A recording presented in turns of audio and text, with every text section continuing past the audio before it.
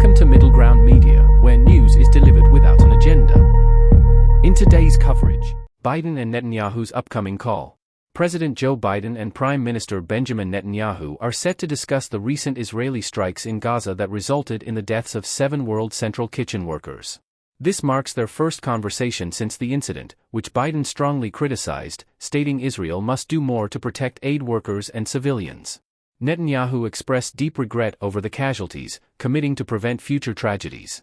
Their last communication was on March 18, focusing on military operations in Rafah and potential high-level discussions in Washington.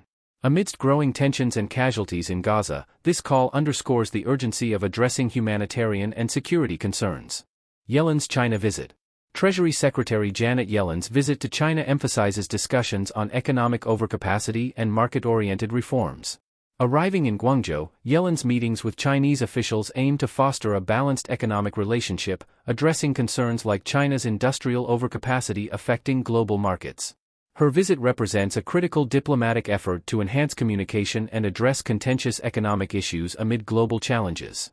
Analysts highlight China's manufacturing support as a source of international concern, suggesting the need for more sustainable investment strategies.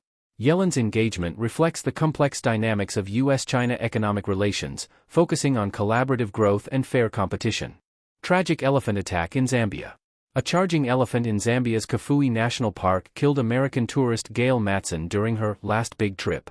The incident, which flipped over the vehicle carrying 6 tourists and a guide, highlights the rare but real dangers of wildlife encounters. The 79-year-old victim was part of a game drive when the aggressive elephant attacked. This tragic event raises questions about safari safety and wildlife behavior, underlining the unpredictable nature of such excursions. Efforts to ensure tourist safety without compromising the experience of connecting with wildlife are crucial in preventing future tragedies. Sheinbaum's climate silence.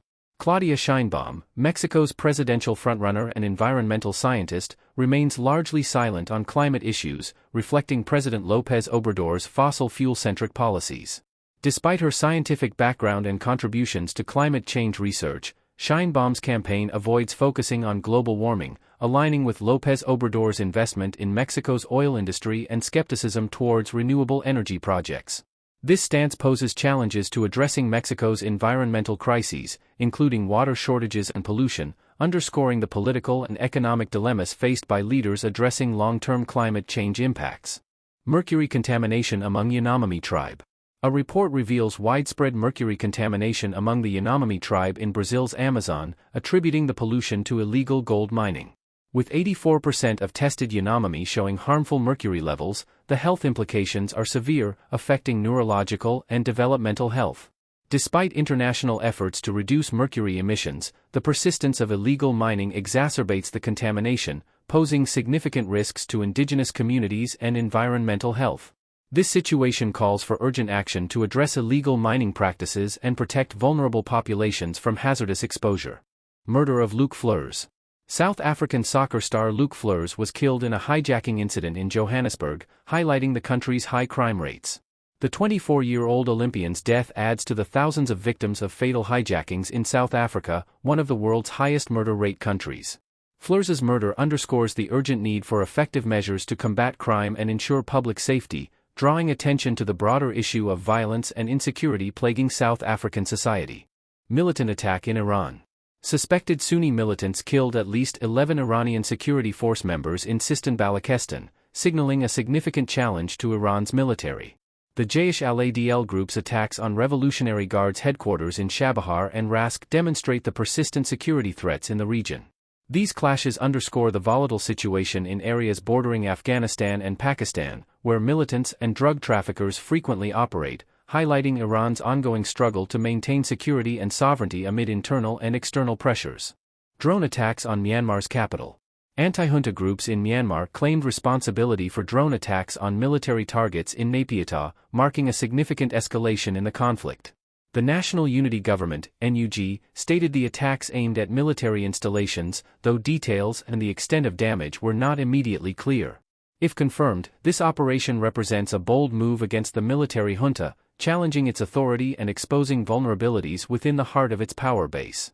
The ongoing civil war between the military and opposition forces continues to destabilize Myanmar, with no clear resolution in sight. NATO's 75th anniversary amid Ukraine conflict. On its 75th anniversary, NATO reaffirms its commitment to Ukraine as Russian forces intensify their control.